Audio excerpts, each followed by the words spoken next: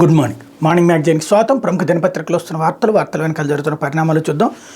ఈనాడు చూస్తే ఉన్నాడు ఊరికో జగన్ అంటూ అభివృద్ధి పనులు చేయరు, ఎవరైనా చేస్తామని ముందుకొస్తే దాడులు, ఇది రాష్ట్రంలో వైకాపా నాయకుల తీరు అంటూ ప్రజావేదిక ధ్వంసంతో ప్రారంభమైన జగన్ ప్రభుత్వ ఏలుబడిలో 5 ఏళ్లు అరాచకం నడిచింది. తమ అధినేత చూపిన విధ్వంస బాటలోనే ఆ పార్టీ నాయకులు నడుస్తూ వచ్చారు. రాష్ట్రాన్ని మేము అభివృద్ధి చేయం, ఇతరులు ఎవరైనా చేస్తే ఊరుకోమంటూ ప్రతిపక్ష పార్టీ నేతలు బెదిరించి ఎక్కడెక్కడ వారిపై దౌర్జన్యాలకు దిగారంటూ ఓవరాల్గా ఒక కుకింగ్ స్టోరీ అంటాం అనమాట. అంటే అల్లుకునేటటువంటి స్టోరీ. ప్రతి ఊళ్ళో ఎవడూ ఏం చేయట్లేదు, కానీ జనాలకు డబ్బులు వెళ్ళిపోతుంటాయి.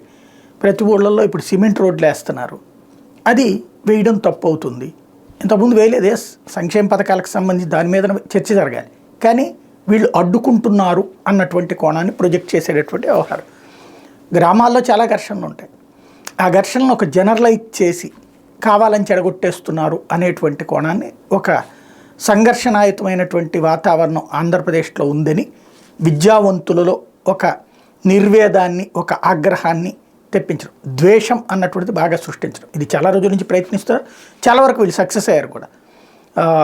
జగన్ వల్ల తమకు ఏ నష్టము జరగలేదని చెప్పేవాళ్ళు కూడా రాష్ట్రానికి ఏదో నష్టం జరిగింది, లేదా జగన్ వల్ల రాష్ట్రానికి ఏం లాభం వచ్చిందో మాకు తెలియదు అని చెప్పేవాళ్ళు కూడా ఏదో నష్టం అయితే వచ్చేసింది అనేటువంటి ఒక ఫీలింగ్ని విద్యావంతులలో కల్పించడంలో సక్సెస్ అయ్యారు. అందులో భాగంగా వచ్చేటటువంటి వ్యవహారమే ఇది. ఇంకా తెలుగుదేశం పార్టీ అభ్యర్థుల తుది జాబితా విడుదల, 9 అసెంబ్లీ 4 లోక్సభ స్థానాలకు ప్రకటన. తెలుగుదేశం పార్టీ 4 లోక్సభ 9 శాసనసభ స్థానాలకు అభ్యర్థులను శుక్రవారం ప్రకటించింది. దీంతో తెలుగుదేశం పార్టీ పోటీ చేస్తున్న మొత్తం 17 లోక్సభ 144 శాసనసభ స్థానాలకు అభ్యర్థులను ప్రకటించేసింది. భాగస్వామి పక్షాల్లో బీజేపీ కూడా పోటీ చేస్తున్న 6 లోక్సభ 10 అసెంబ్లీ స్థానాలకు అభ్యర్థులు ఇప్పటికే ప్రకటించింది. జనసేన 1 లోక్సభ 3 అసెంబ్లీ స్థానాలకు అభ్యర్థులు ఇంకా ప్రకటించాల్సి ఉంది. తెలుగుదేశం పార్టీ పోటీ చేసే మొత్తం స్థానాలకు 4 విడతల్లో అభ్యర్థులను ప్రకటించింది. పార్టీ సీనియర్ నాయకులు కళా వెంకటరావు, గంటా శ్రీనివాసరావు సీట్లపై నెలకొన్న ఉత్కంఠకు పార్టీ తెరదించింది. గంటా కోరుకున్నట్టు ఆయనకు భీమిలి టికెట్ దక్కింది. పార్టీ అధినేత చంద్రబాబు గంటాని చీపురుపల్లి నుంచి పోటీ చేయమని సూచించగా ఆయన మొదటి నుంచి భీమిలిపైన ఆసక్తి కనబరుస్తూ వచ్చారు. చివరికి ఆయన అభిష్టానికి తగ్గట్టు భీమిలి స్థానాన్ని పార్టీ ఆయన ఖరారు చేసింది అన్నటువంటి వార్తని ఇక్కడ ప్రధానంగా హైలైట్ చేశారు. ఇందులో సీట్లు వాళ్ళకి కన్ఫామ్ అయిపోయినాయి అన్నటువంటిది. అయితే ఇక్కడే ఒక విశేషం ఏంటంటే, నిన్న ఆ తర్వాత గుంతకల్లు దగ్గర కావచ్చు, లేకపోతే మన పాడేరు దగ్గర కావచ్చు, భీమిలీలో కూడా తెలుగుదేశం పార్టీ వాళ్ళు ఆగ్రహావేశాలు వ్యక్తం చేశారు. ఆ వార్తల్ని మాత్రం రాయలేదు. అదే వైఎస్ఆర్ కాంగ్రెస్ పార్టీ అభ్యర్థులకు సంబంధించిన లిస్టులు రిలీజ్ అప్పుడు జరిగిన ఘర్షణలు, గొడవల్ని అప్పుడు అభ్యర్థుల పేర్లే రాయకుండా లోపల పేజీల్లోకి తోసేసి ఫ్రంట్ పేజీ అంతా కూడా అక్కడ జరిగిన గొడవల గురించినే రాసుకొచ్చింది. ఇప్పుడు పత్రికలకు సంబంధించి మనం రోజు మాట్లాడుకునేది ఇదే, వాళ్ళకి మండేది కూడా అదే. పత్రికల్లాగా పనిచేస్తే వైసీపీది రాయడంలో తప్పులేదు, తెలుగుదేశంది కూడా రాస్తే అప్పుడు నిజాయితీ ఉంటుంది. అలా కాకుండా ఈ ఉద్యమం చేసేవాడు ఎవడైనా ప్రజలే కదా, ఉద్యమం చేసేవాడు ఎవడైనా కార్యకర్తే కదా. ఒక రకమైనటువంటి, అంటే తెలుగుదేశం, జనసేన, బీజేపీలో ఉండేటటువంటి కార్యకర్తలకి ఇక మనోభావాలు ఉండకూడదా? వాళ్ళు పార్టీకి తమ గోడు చెప్పుకోకూడదా?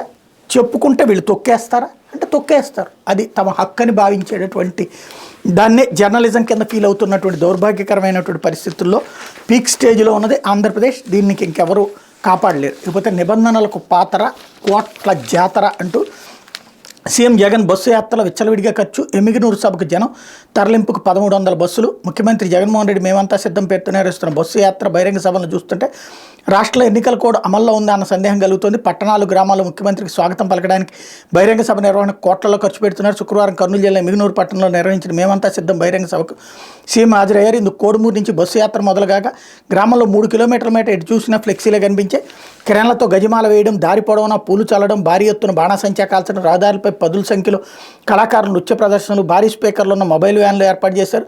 ఎమ్మిగనూరు పట్టణంలో కూడా సభ నిర్వహణ కోట్లు ఖర్చు పెట్టారన్నటువంటి వార్తని హైలైట్ చేశారు.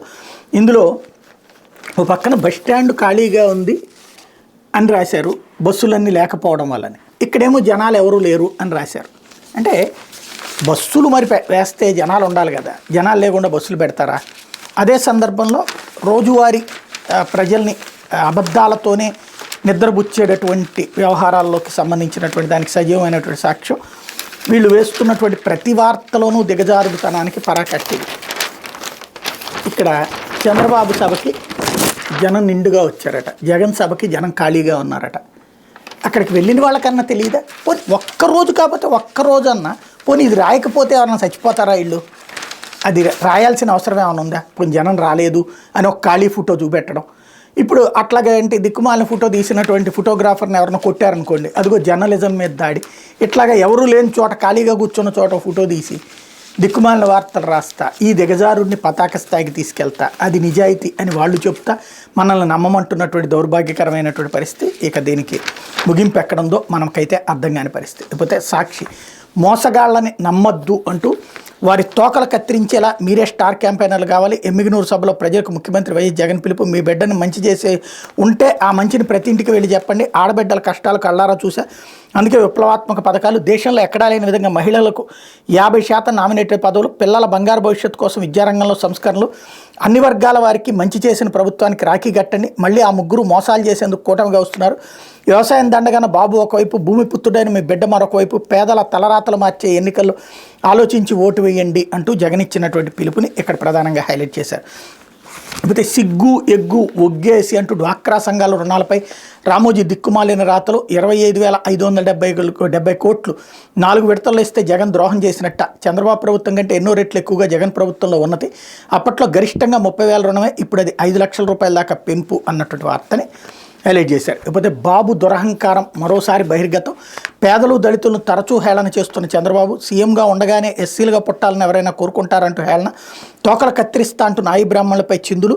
తాజాగా సింగనమల వైఎస్ఆర్సీపీ అభ్యర్థిని కించపరుస్తూ వ్యాఖ్యలు. టిప్పర్ డ్రైవర్ ఇక్కడ ఎమ్మెల్యే అభ్యర్థి అంటూ ఎగతాళి. దళిత అభ్యర్థిని హేళన చేయడంపై మండిపడుతున్న దళితులు, మేధావులు, డ్రైవర్లు అన్నటువంటి వార్తని హైలైట్ చేశారు. ఏదైతే నిన్న చంద్రబాబు నాయుడు అన్నటువంటి ఆ స్పీచ్ని అదే జగన్ అని ఉంటే కనుక వాళ్ళు ఈనాడు ఆంధ్రజ్యోతి హెడ్డింగ్ పెట్టుండే, అనలేదు కాబట్టి అది చంద్రబాబు అన్నాడు కాబట్టి దాన్ని జాగ్రత్తగా డౌన్ ప్లే చేశారు. నిలువెల్లా అగ్రకుల దురహంకారం నింపుకున్న టీడీపీ అధినేత చంద్రబాబు తరచూ దాన్ని బహిర్గతం చేసుకుంటూ ఉంటారు. పేదలు దళితులను హేళన చేస్తుంటే ఇదంతా సరే ముందే నేరేషన్ రాసేశారు.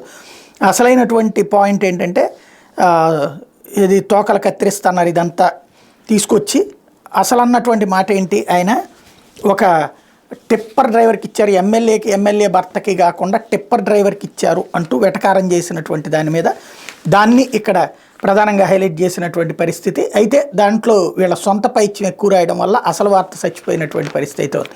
లేకపోతే టిప్పర్ డ్రైవర్గా ఎమ్మెల్యేగా పోటీ చేయకూడదా అంటూ నిరుపేద కుటుంబానికి చెందిన వారు టిప్పర్ డ్రైవర్గా పనిచేసేవారు ఎమ్మెల్యేగా పోటీ చేయకూడదా అని అనంతపురం జిల్లా సింగనమల అసెంబ్లీ నియోజకవర్గ వైఎస్ఆర్సీపీ అభ్యర్థి వీరాంజనేయులు టీడీపీ అధినేత చంద్రబాబును ప్రశ్నించారు. శుక్రవారం ఆయన మీడియాతో మాట్లాడారు. బొక్కరాయ సముద్రంలో గురువారం చంద్రబాబు ప్రజాగళం నిర్వహించిన సభలో వైఎస్ జగన్ టిప్పర్ డ్రైవర్కి ఎమ్మెల్యే టికెట్ ఇచ్చారని తనపై వ్యంగ్యంగా మాట్లాడిన, దళితుడిని కూడా చూడకుండా అవహేళనగా మాట్లాడడం తగదన్నారు.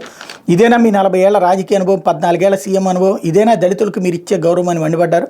తాను కుటుంబ పోషణ కోసం టిప్పర్ డ్రైవర్గా పనిచేశానని, తానేమి పబ్లో డ్యాన్సులు చేస్తూ డబ్బులు సంపాదించుకోలేదన్నారు. పేద కుటుంబంలో పుట్టిన తాను కష్టపడి చదివి ఎంఏ బీఈడీ చదివానంటూ సర్టిఫికెట్లు చూపించారు. చంద్రబాబు జీవితం అంతా ఎస్సీ ఎస్టీ బీసీలను చులకనగా మాట్లాడమే పనిగా పెట్టుకున్నాను విమర్శించారు అన్నట్టు వార్తని హైలైట్ చేశారు. ఇకపోతే ఫ్యాకల్టీయే లైంగికంగా వేధిస్తే ఇంకెవరికి చెప్పను నాన్న, తండ్రి సెల్కి మెసేజ్ పెట్టి ఆత్మహత్య చేసుకున్న విద్యార్థిని. విశాఖ కొమ్మాదిలోని చైతన్య కాలేజీలో ఘటన. 4వ అంతస్తు నుంచి కిందకు దూకి బలవన్మరణం. ఫోటోలు తీసి ఫ్యాకల్టీ బెదిరించాడని తండ్రికి మెసేజ్. కాలేజీలో లైంగిక వేధింపులు నిత్యకృత్యం. పోలీసులకు చెప్తే ఫోటోలు సోషల్ మీడియాలో అప్లోడ్ చేస్తానని బెదిరిస్తున్నారు అంటూ ఒక సంచలనాత్మకమైనటువంటి అంశం. ఒక ఆడపిల్ల కాలేజీలో చనిపోతే ఆ వార్తలు రాయడానికి మీడియాకి ఓపిక లేకపోవడం అన్నటువంటి దరిద్రం. సాక్షి వాళ్ళు సరే హైలైట్ చేశారు, అది మేబీ చైతన్య కావడం వల్ల కావచ్చును. కాలేజీల్లో కామ పిశాచాల వేధింపులు తాళలేక కొంతమంది అమ్మాయిలు చదువుల మధ్యలోనే మానేస్తుంటే మరి కొందరు ఆత్మహత్యలే శరణమని భావించి చిన్నతనంలోని తనువులు చాలిస్తున్నారు. ఫ్యాకల్టీయే బరి తెగించి లైంగికంగా వేధింపులకు పాల్పడగా తట్టుకోలేకపోయిన బాలిక ఆత్మహత్య చేసుకున్న ఘటన కొమ్మాది చైతన్య ఇంజనీరింగ్ కళాశాలలో జరిగింది. ఇక్కడ డిప్లొమా మొదటి సంవత్సరం చదువుతున్న రూపశ్రీ లైంగిక వేధింపులకు గురైన విషయం ఆలస్యంగా వెలుగులోకి వచ్చింది. ఫ్యాకల్టీ లైంగిక వేధింపులు తాళలేకపోతున్నాను తండ్రికి మెసేజ్ పెట్టి గురువారం అర్ధరాత్రి 1:05 ప్రాంతంలో హాస్టల్ భవనం 4వ ఫ్లోర్ నుంచి దూకి ఆత్మహత్యకు పాల్పడింది. విద్యాసంస్థ యాజమాన్య నిర్లక్ష్యం కారణంగా తన కుమార్తె మృతి చెందని బాలిక తండ్రి గండికోట రమణ ఆవేదన వ్యక్తం చేశారన్నటువంటి వార్తని ఇక్కడ ప్రధానంగా హైలైట్ చేశారు. లేకపోతే ఎట్టకేలకు టీడీపీ ఆఖరి జాబితా అంటూ 4 ఎంపీ 9 ఎమ్మెల్యే స్థానాలకు టీడీపీ అభ్యర్థుల ప్రకటన. వీళ్ళు ఈ తగలబడినటువంటి వీళ్ళ దానికి సంబంధించి ఆ రోజున కూడా చెప్పుకున్నాం, ఏది గొడవలు జరుగుతున్నప్పుడు వీళ్ళ దాని మీద నిరసనల గురించి వీళ్ళు రాసుకోలేదు అన్నది. అదే ఇప్పుడు తెలుగుదేశం పార్టీకి సంబంధించిన నిరసనలు మాత్రం సాక్షి వాళ్ళు రాస్తారు. అదే మన ఆంధ్రాలో 2 వైపుల వెర్షన్ కరువైనటువంటి పరిస్థితి.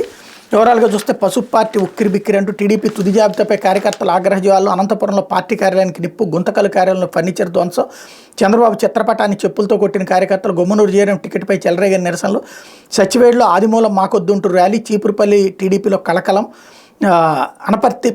అనపర్తిపై ఫలించని దేశం రాయబారం, తంబళ్లపల్లిలో ఆవిర్భావ దినోత్సవానికి వర్గపోరు, రాజంపేటలో ఎగసిపడిన అసంతృప్తి జ్వాలలు, బద్వేలు టీడీపీ అభ్యర్థికి బీజేపీ సీట్ అంటూ ఆగ్రహం, గంటాకు కోట్లున్నాయని టికెట్ ఇచ్చారంటూ ధ్వజం అన్నటువంటి వార్తల్ని అన్ని రకాలని కలిపి టోటల్గా క్రోడీకరించి ఒక వార్త రాసుకొచ్చింది.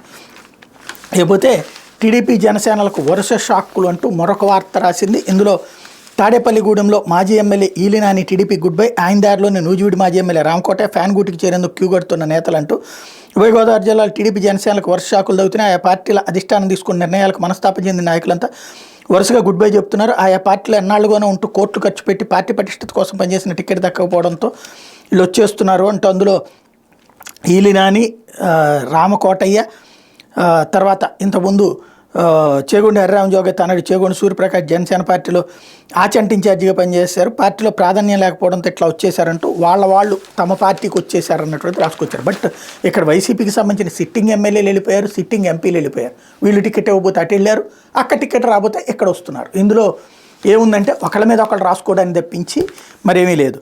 లేకపోతే విశాల హితం, రామోజీ రాతల్లో కథం అంటూ 3 రాజధానులకు ముఖ్యమంత్రి వైఎస్ జగన్ కంకణం, చంద్రబాబు అడ్డుకోవడం చట్టసభల సాక్షిగా నిజం, దీంతో 3 రాజధానుల ప్రక్రియ తాత్కాలికంగా వాయిదా, అభివృద్ధి వికేంద్రీకరణలో భాగంగా 3 ప్రాంతాల సమగ్రాభివృద్ధి, ఇదే విషయాన్ని నంద్యాల సభలో పునరుద్ఘాటించిన సీఎం జగన్, దీంతో తమ బాబుకు ఎక్కడ ఇబ్బంది వస్తుందోనని రామోజీ బెంబేలు, పచ్చపైత్యం జోడించి అమరావతిని చంపేశారంటూ దుష్ప్రచారం, శాసన రాజధానిగా అమరావతి పాలన రాజధాని విశాఖ, న్యాయ రాజధానిగా కర్నూలు, అమరావతి రైతులతో కృత్రిమ పోరాటం చేస్తూ దీన్ని న్యాయస్థానంలో అడ్డుకున్నది మీ బాబే, 99% హామీల అమలు అసలు సిసల వాస్తవం, బాబు ప్రజల్ని వంచిన రామోజీకి మాత్రం బ్రహ్మాండం అంటూ రామోజీలో నిన్న ఈనాడులో రాసినటువంటి వార్తకి కౌంటర్ రాశారు.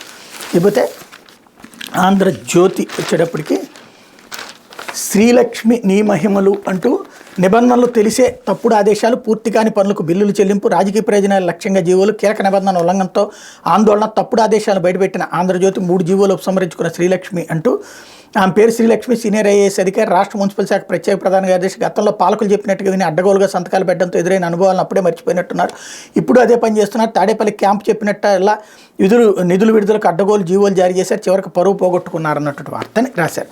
లేకపోతే అబద్ధాలతో సిద్ధం అంటూ ఎవడూ లేడట పాపం, ఇక్కడ ఊరికినే ఒక ఇద్దరే కనబడ్డారట, అది ఒక ఫోటో పెట్టేసి జనం ఎవరూ లేరు అన్నటువంటి చూపించే ప్రయత్నం.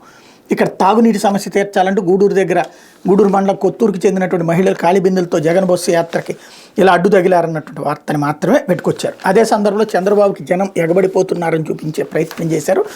రద్దులు, గుద్దులు, కేసులు, కూల్చివేతలు, విధ్వంసక జగన్, వైసీపీ తుక్కు కావడం ఖాయమంటూ ఇచ్చాపురం నుంచి మంత్రాలయం వరకు ఎన్డీఏ తుఫాన్, జగన్ నోరు తెరిస్తే అబద్ధాలే, 3 రాజధానులు కట్టేశాడట, ఈయన విమర్శిస్తే పోలీసులు వచ్చి కేసు పెడతారు, ఊళ్ళో దొంగలు పడితే కలిసి తరిమి కొట్టినట్టే ఈ అరాచక శక్తిని సాగనంపడానికి ఒకటవ్వాలి, మే 13న ఈ సీఎం అహంకారం అడిగిపోతుంది, ప్రజల భవిష్యత్తు కోసమే జనసేన బీజేపీతో పొత్తు, జగన్ను తరిమి కొడదాం, రాష్ట్రాన్ని బాగు చేసుకుందాం, బనగానపల్లె, కావలి, వింజమూరులో ప్రజాగళంలో బాబు అన్నటువంటి వార్తని హైలైట్ చేశారు. కాకపోతే నీళ్లు, కన్నీళ్లు, అడుగంటిన జలాశయాలు, నీరు లేక నిర్రెలు చీలిన కర్నూలు జిల్లాలోని సుంకేసుల జలాశయం, డెడ్ స్టోరేజ్కి శ్రీశైలం సాగర్ ఎండిపోయిన నిర్రెలిచ్చిన సుంకేసుల, తోటపల్లిలో తగ్గుతున్న నీటి నిల్వలు, అడుగంటిన ప్రకాశం బ్యారేజీ, పులిచింతల, గోదావరిలో వేగంగా పడిపోతున్న మట్టాలు, వంతుల వారీగా సరిపెట్టడానికి తంటాలు, మార్చి నెలాఖరు నాటికి పరిస్థితి, ఇక మే నెల నాటికి దాహం కేకలే, సీమలో ముంచుకొస్తున్న వేసవి ఎద్దడి అన్నటువంటి వార్తని హైలైట్ చేశారు. ఇకపోతే 1823 కోట్లు కట్టండి, కాంగ్రెస్కి ఐటీ శాఖ తాకీదులు, 1993 నుంచి లెక్కలు తీసిన ఆదాయ పన్ను శాఖ, ఇది ట్యాక్స్ టెర్రరిజమేనన్న కాంగ్రెస్, అధికారంలోకి వచ్చాక అరాచక శక్తులపై చర్యలు, మళ్ళీ ఇలాంటి పనులు చేయకుండా బుద్ధి చెప్తాం, ఇది నా గ్యారంటీ రాహుల్ గాంధీ, బీజేపీకి 4600 కోట్ల ఫైన్ వేయాలి ఖర్గే, శని ఆదివారాల్లో దేశవ్యాప్త నిరసనలకు పిలుపన్నటువంటి వార్తని హైలైట్ చేశారు. లేకపోతే డిఎస్సి ఓ కళ, నేడు జరగాల్సిన డిఎస్సి వాయిదా, 5 ఏళ్లలో ఒక్కటి పూర్తి చేయలేకపోయిన జగన్, 57 నెలల తర్వాత నోటిఫికేషన్ పూర్తి కాదని తెలిసే విడుదల, ఎన్నికల వేళ పోటీ పరీక్షల వాయిదా అయినా నిర్వహిస్తామని వెల్లడి, నిరుద్యోగులు ముంచిన వైసీపీ ఫీజులు వృధా అంటున్న అభ్యర్థులు అన్నటువంటి వార్తని హైలైట్ చేశారు. ఇది మాత్రం ఖచ్చితంగా ఫెయిల్యూరే, ఇది రాయడంలో తప్పేం లేదు, ఎందుకంటే 5 ఏళ్ల నుంచి అది వేయకుండా చిట్ట చివరిలో చేసుకొచ్చినటువంటి వ్యవహారం. కిందసారి మొన్న తెలంగాణలో కేసీఆర్ కూడా అట్లాగే చివరి నిమిషంలో చేసుకొచ్చినటువంటి వ్యవహారం. అయితే చీపురుపల్లిలో బొత్స వర్సెస్ కళ, భీమిలిలో బరిలో గంట, పెండింగ్ సీట్లకు టీడీపీ అభ్యర్థుల ప్రకటన, వీటిలో 9 అసెంబ్లీ 4 లోక్సభ స్థానాలు అన్నటువంటిది. అయితే వీళ్ళని ఒక్క విషయంలో మెచ్చుకోవాలి, తెలుగుదేశం నిరసనలు కూడా వేశారు, ఈ విషయంలో అభినందించాలా. టీడీపీలో టిక్కెట్ల చిచ్చు, టీడీపీ టికెట్ల కేటాయింపు ఆ పార్టీలో చిచ్చు రేపింది. చీపురుపల్లి టికెట్ ఇవ్వనందుకు నిరసనగా విజయనగరం జిల్లా టీడీపీ అధ్యక్షులు కిమిడి నాగార్జున పార్టీ పదవులకు రాజీనామా చేశారు. తూర్పుగోదావరి జిల్లా అనపర్తి టికెట్ కోసం మాజీ ఎమ్మెల్యే నల్లమిల్లి రామకృష్ణారెడ్డి కుటుంబ సభ్యులతో సహా రోడ్డెక్కారు.